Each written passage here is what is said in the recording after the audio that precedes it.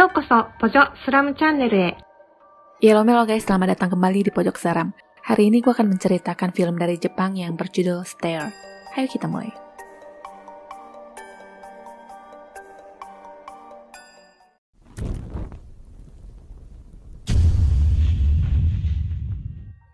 Sebuah cerita mengenaskan dikisahkan oleh gadis bernama Kana yang katanya dulu ada sepasang suami istri yang mengalami kecelakaan dan meninggal dunia tidak lama setelah mereka menikah.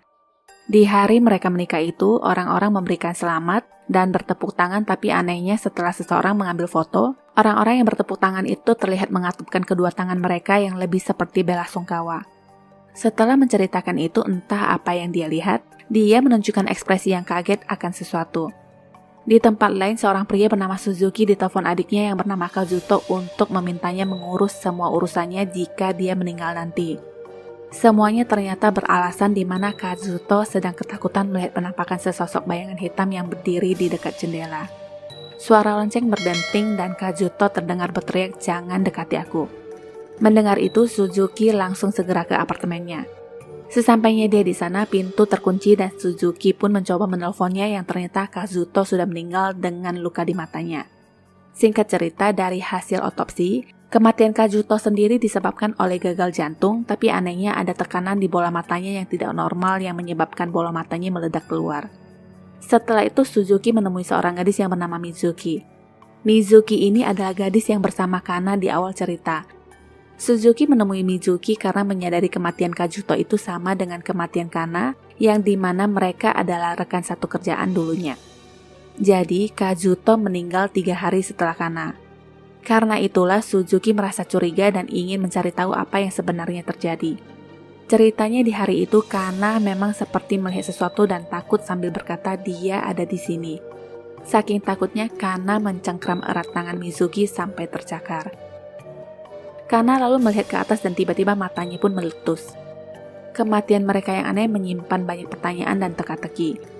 Karena itulah mereka mencoba menggali lebih dalam lagi dengan berkunjung ke sebuah rumah dan bertemu dengan gadis yang bernama Aiko. Aiko adalah teman dari kedua mendiang yang mungkin bisa memberikan informasi tambahan. Dari Aiko mereka tahu ada cerita tentang seorang wanita dengan mata belok yang bisa menangkap orang. Jika ketangkap berarti mati. Setidaknya itu adalah cerita mereka bertiga sewaktu berlibur bersama. Di sebuah penginapan pun katanya ada bekas tamu yang meninggal bernama Wantabe yang ditemukan di apartemennya sendiri. Pegawai yang bernama Toshiyuki menyadari bahwa beberapa tamu yang lainnya juga mati mendadak setelah mendengar cerita horor di penginapan itu sebelumnya. Saat itu tidak sengaja pria yang bernama Wantabe ini nguping lalu ikut bergabung untuk bercerita tentang hantu tepatnya di ruang tamu. Toshiyuki yang mengantarkan minuman untuk mereka juga ikut nyangkut di sana. Ceritanya tentang si hantu mata belok yang suka ngikutin orang yang sudah melihatnya. Nah, sekarang si Aiko menceritakan cerita itu kembali kepada mereka berdua. Jadi kelanjutannya di saat hantu itu berkata akan menghabisi semua yang tahu tentangnya, si pria yang diikutinya berkata pergilah ke tempat lain. Di sana pasti ada orang yang mengetahui namamu, bukan? Si hantu itu pun manut dan berbalik arah. Selanjutnya kau. Aiko menunjuk ke arah Mizuki. Setelah itu Aiko pamit untuk membuatkan teh dan Mizuki mulai bertanya-tanya kenapa dia menunjuk ke arahnya. Suzuki menjawab dengan santai, palingan itu maksudnya kita juga sudah terlibat karena mendengarkan cerita tentang wanita mata belok itu. Karena sudah menunggu lama dan Aiko nggak balik-balik, Suzuki lalu mencarinya dan meminta Mizuki untuk menunggunya di tempat. Air sudah mendidih parah tapi Aiko sendiri tidak terlihat. Ternyata dia berencana untuk mengakhiri hidup dan untungnya Suzuki tepat waktu. Aiko diturunkan dari gantungan sedangkan Suzuki mencoba menghubungi ambulans. Aiko sempat mengatakan si Raisan sudah datang. Kembali ke masa cerita Watanbe yang melanjutkan bagian tentang mengusir wanita itu untuk mengejar orang lain yang mengetahui namanya.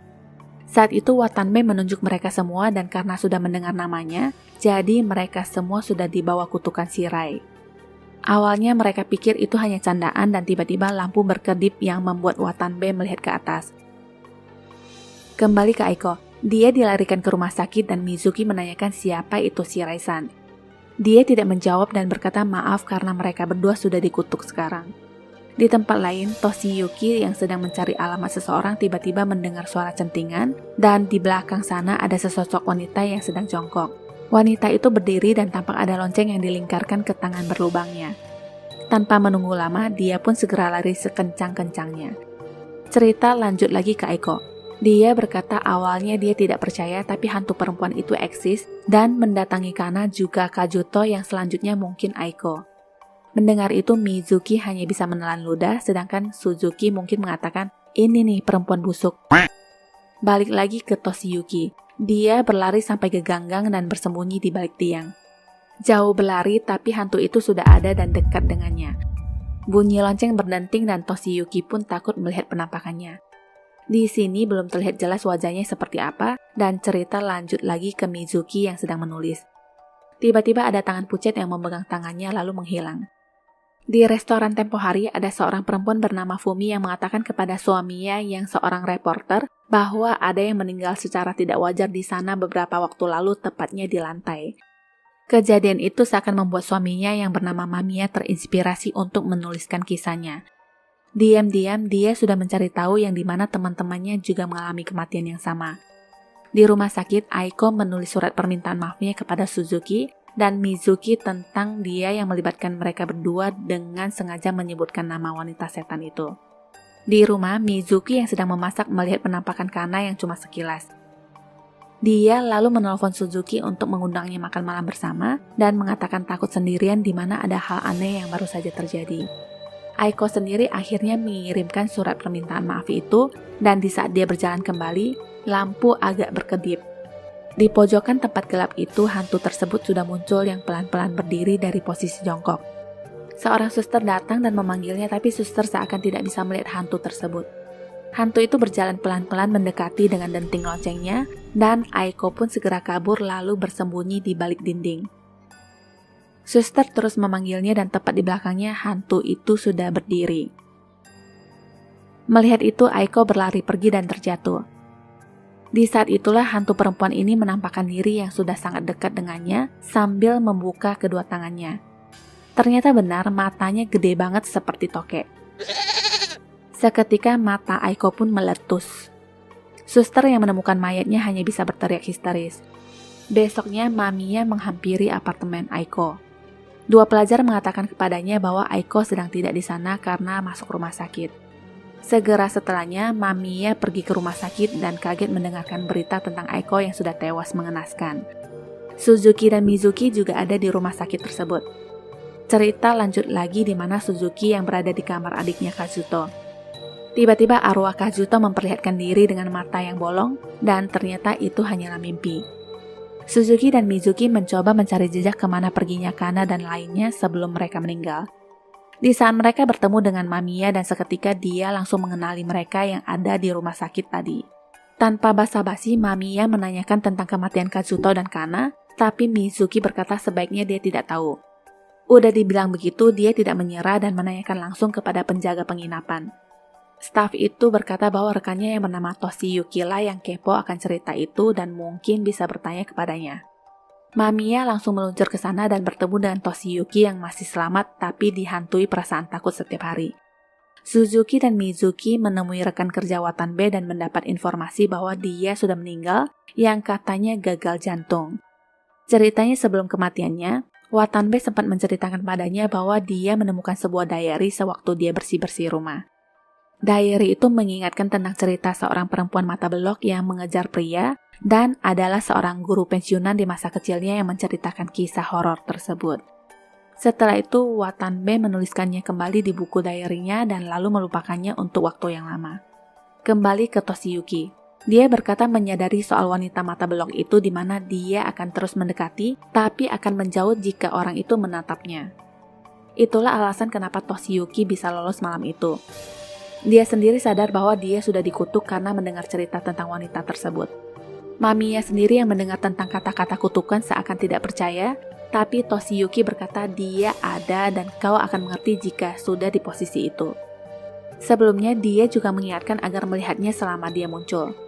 Mamiya mendengarkan kembali rekaman tadi di mana Toshiyuki menyebut nama hantu itu dan di saat dia terbaring, dia seakan sekilas melihat penampakan hantu tersebut.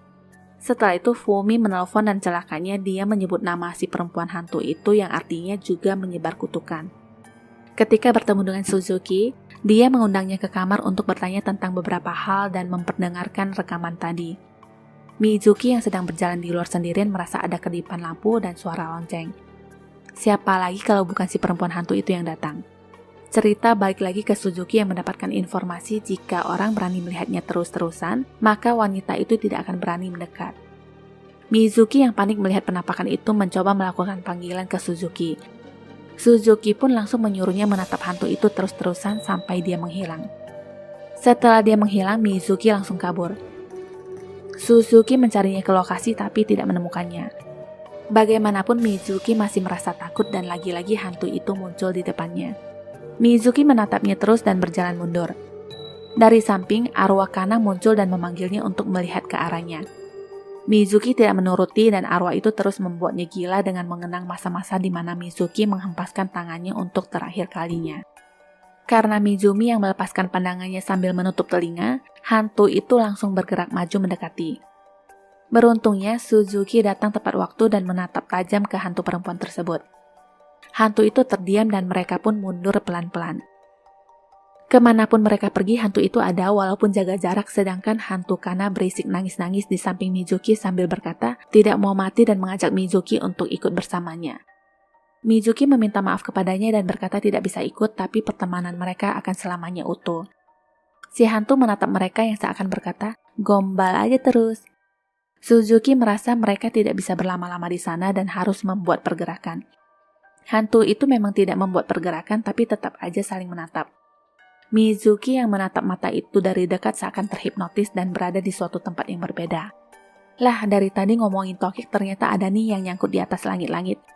Di sana dia melihat ada seorang wanita yang sedang duduk dengan tempelan mantra di mana-mana. Setelah itu mereka ternyata tertidur dan masih hidup. Jadi yang tadi itu hanyalah mimpi. Di sana ada seutas tali yang tertinggal yang mungkin tali yang dipakai oleh wanita hantu di dalam gua itu. Setelah dari penginapan, sekarang mereka menghampiri kakak Watanbe untuk menanyakan tentang guru SD yang sudah pensiun itu. Kakaknya langsung mengetahui yang mereka maksud adalah guru yang bernama Mijorogi Sensei. Sewaktu mereka masih kecil dulu, Sensei memang suka menceritakan berbagai cerita rakyat dan dia meninggal karena serangan jantung 25 tahun yang lalu. Katanya lagi matanya meledak saat itu. Sebelum kematiannya, dia mengkoleksi cerita tentang Shirai-san dan menceritakan itu kepada Watanbe. Tepat sebelum meninggal pun dia masih menceritakan tentang Blindfold Village in the Mountain. Sejak zaman dahulu kala, Jepang katanya mempunyai banyak kepercayaan tentang kutukan yang membunuh banyak orang. Di sebuah buku, mereka menemukan tentang seseorang yang lahir di era Showa yang katanya bisa membangunkan orang mati. Blindfold Village terhapus oleh penyakit misterius dan jalan menuju ke sana pun sudah dihapus. Setelah itu mereka semua akhirnya berencana kembali ke kota dan Toshiyuki yang sedang asik mendengarkan lagu merasa kembali diteror oleh dentingan lonceng. Entah apa yang dia lihat di luar jendela dan lagi-lagi dia merasa ketakutan. Maknya yang mendengar teriakannya langsung menuju ke atas dan menemukan dia yang sudah tewas dengan mata bolong. Cerita lanjut ke Mamiya yang menelpon Fumi untuk tidak memberikan laporan yang dibuatnya selama di penginapan kepada orang lain apapun yang terjadi. Alasannya sederhana karena dia tidak ingin orang membaca tulisannya itu juga terkena kutukan. Nah, sekarang yang menjadi pertanyaannya, kenapa Watanbe masih hidup sampai dia menjadi perjaka ting-ting padahal dia mendengar cerita itu sudah dari zaman SD? Mizuki menduga mungkin dia sempat melupakan cerita itu dulu. Terus, siapakah perempuan yang ada di mimpi Mizuki tempo hari? Apakah dia yang membuat kutukan itu atau hanya memanggil Shirai-san dengan kekuatannya? Mereka sendiri masih menerka-nerka di mana tersambung dengannya dan tahu tentang namanya juga seperti sosial media. Suara dentingan lonceng mengagetkan mereka yang ternyata datang dari para bocah yang lewat ini. Di tengah jalan, mobil mereka mogok dan di tempat yang susah sinyal pula.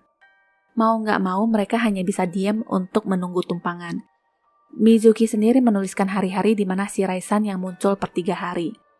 Nama Shirai-san itu jika ditulis dengan huruf kanji berarti putih dan baik. Tapi itu bisa juga berarti mati dan datang. Toshiyuki meninggal 3 hari yang lalu dan kemungkinan hantu itu akan kembali lagi kepada satu di antara mereka. Mamiya lalu teringat akan Fumi dan mencoba menyalakan kembali mobilnya tapi gagal. Dia semakin frustasi karena mulut embernya itu sudah menularkan kutukan ke istrinya sendiri. Mizuki menyadari sesuatu dan mengatakan ada kesempatan untuk selamat. Dia pun menjelaskan isi otaknya dengan menggambar di sebuah kertas. Teorinya, si hantu akan datang per 3 hari secara acak dan memilih seseorang. Walaupun dia tidak menghabisi orang saat itu, akan selalu ada ruang dan masa hidup manusia rata-rata 80 tahun yang artinya sekitar 30 hari dari waktu kelahiran sampai kematian. Jika hanya ada satu orang dengan kutukan Shirai-san, maka tidak mengherankan dia datang per 3 hari. Jadi kesimpulannya di 104 hari dan 80 tahun kehidupan, dia akan datang 10.000 kali. Jadi kalau ada 100.000 orang yang tahu tentang dia, maka kemungkinan dia akan hanya datang 1 kali selama hidup orang itu. Hal itu membuat Mamiya ingin menyebarkan tulisannya lewat internet walaupun kehidupan seseorang sebagai jaminannya. Mizuki dan Suzuki memintanya untuk memikirkannya kembali karena orang-orang tak berdosa bisa menjadi korban, tapi Mamiya lebih mementingkan istrinya. Suzuki mencoba mencegahnya dan laptop itu terjatuh ke bawah. Bukan hanya laptop, tapi Mizuki juga terdorong dan tergelinding ke bawah lalu pingsan di atas bebatuan. Mamiya hanya berkata maaf dan pergi. Masing-masing mempunyai kepentingan dan Suzuki hanya bisa berteriak minta tolong setelah melihat darah yang banyak di kepala Mizuki. Mamiya yang akhirnya menemukan sinyal malah melihat hantu itu yang jongkok tak jauh dari tempatnya berdiri. Ini sungguh menegangkan, tapi dia masih sempat menelpon Fumi walaupun sinyalnya jelek sekali yang membuat suaranya tidak begitu jelas. Sebentar saja dia mengalihkan pandangannya, perempuan itu sudah semakin dekat dengannya. Dia mencoba menelpon kembali dan meminta istrinya untuk menyebarkan karyanya. Tiba-tiba terdengar suara anaknya yang sudah meninggal yang memanggilnya dari belakang. Awalnya dia tidak percaya dan menutup telinga, tapi anak itu terus ngoceh dan dia pun membalik badannya. Dengan seketika hantu itu sudah di belakangnya dan cerita lanjut ke Suzuki yang mengunjungi apartemen Mamiya. Dari tetangganya, Suzuki mengetahui bahwa Fumi menghilang, sedangkan Mizumi masuk rumah sakit. Suzuki segera ke rumah sakit saat mendapatkan telepon dari rumah sakit. Ternyata Mizuki hilang ingatan yang mungkin berefek baik untuknya. Setelah ngobrol dikit, Suzuki pamit dan sudah ada tanda-tanda kehadiran si perempuan setan. Nah, panjang umur. Dia sudah berdiri di seberang dan hanya karena pandangan Suzuki tertutup kereta, hantu itu sudah di belakangnya. Suzuki pun hanya bisa pasrah dan tamat. Jika memang sudah bagianmu, mau kemanapun dan sampai kapanpun akan tetap menjadi bagianmu, begitu pula sebaliknya. ご視聴ありがとうございます。よろしければチャンネルの登録といいね、共有ボタンのクリックをお願いします。最後に更新の通知ボタンもお忘れなくお願いします。Sampai jumpa.